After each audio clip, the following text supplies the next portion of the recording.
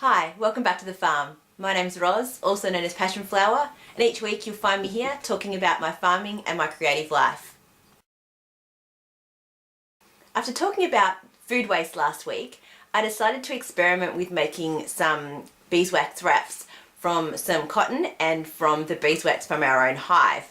I think it was episode 1 that I shared with you harvesting some of the honey, but I don't think I shared how we then refined the wax down so we could use it. So I'll quickly show you that, and then you'll be able to see my process of making the beeswax wraps.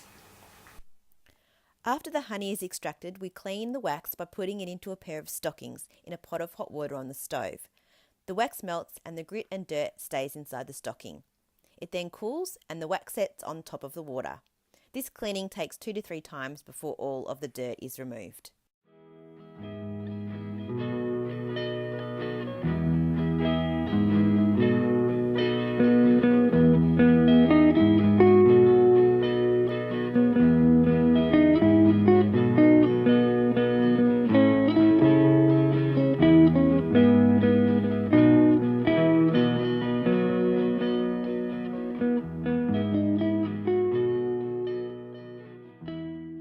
But I just wanted to quickly chat about a couple of things before I forgot.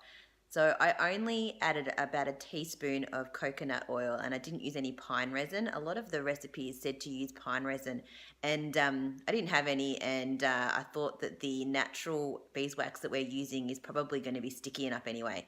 So I'm going to see how it goes. It's just an experiment at this point. And this is an example of just the paper. Well, it's not paper. Of the fabric once it's covered in the beeswax, and it becomes less floppy and it still smells like beeswax. And I found that if you sort of rub it between your hands, once you've put it over something, if you just rub it in between your hands to warm up the wax a little bit, then it sticks better.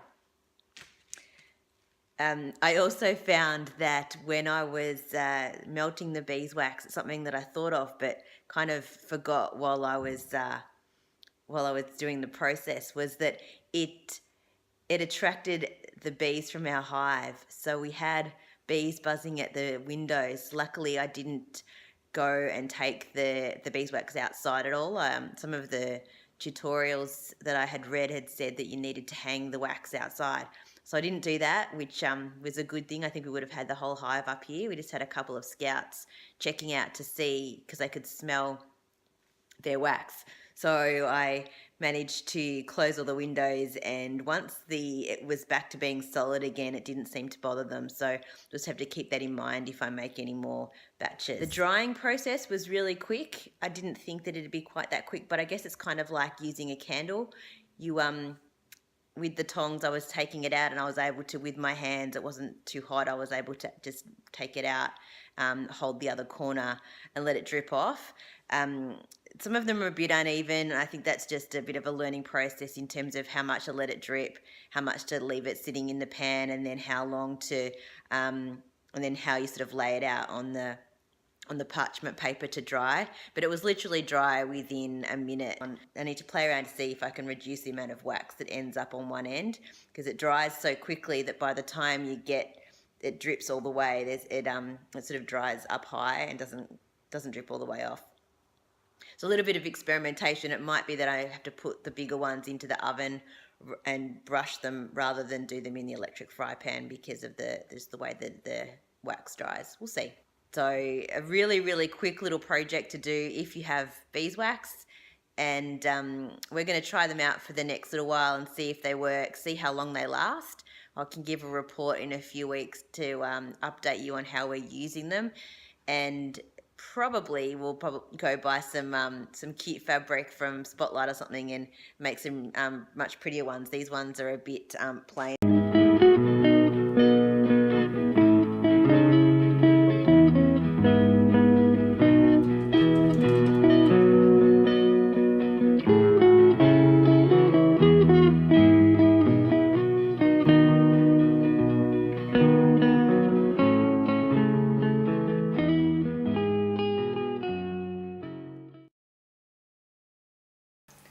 I haven't shared a lot of my business life with you lately, and part of that is because I've paused dyeing yarn for the time being because of our lack of water. But I have been working in and on my business just in a lot of different ways, and sometimes it's not the pretty exciting stuff that is easy to share. Luckily enough, before I moved to the farm, I had already dyed up quite a large quantity of yarn, so I do still have stock, which is lucky for me. So I have yarn available in my online shop, and I also have yarn at the Unwind Craft Cafe in East Keilor. So if you are in the area, I highly recommend that you drop past. I've been doing quite a bit of work on redesigning my website and adding additional items to my shop, and a lot of that takes time. I have to relearn and learn things about WordPress, and I'm introducing WooCommerce to my website. So there's a lot of learning and research and time taken in doing things like that. I'm also working on some much bigger behind the scenes plans for my business, part of which is to make sure that I have my own water tank moving forward so that I can continue to dye year round, and I don't feel like I'm taking water away from, you know, crucial things for the home and for our family. So that is happening in the background, and when I have some more details and some things to share, I'll definitely be talking about it here. I don't know that I shared this with you, but during the summer when I did a little bit of dyeing here when I first moved, I was literally lugging huge pots of water from inside out to put onto the garden. So part of this new plan is to come up with not only a water supply for myself, but also a way of being able to recycle and reuse my grey water and move that water out onto an edible garden, which will be really, really exciting. Well, that's it for another week. I hope you enjoyed it. I tried a different lighting setup this week, so let me know in the comments if it looked okay, and hopefully I can continue to improve as I go along with this. Wade's decided he wants to join in for the last little bit. Please subscribe if you haven't already, and give me a thumbs up, and I look forward to seeing you next week on the farm. Bye.